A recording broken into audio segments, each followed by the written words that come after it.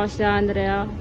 Pero machine 1 dito sa Audion 2. Naggamit ito ng araw na may total 239 meters.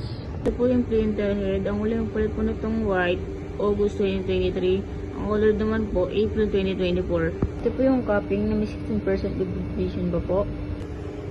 Head clean.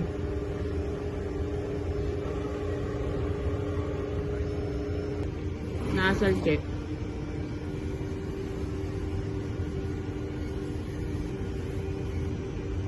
Ang ink system po namin tama lang ang level. Ang waiting po nalinis ng isang araw. Ito po yung AVR. Meron po yung ground wire.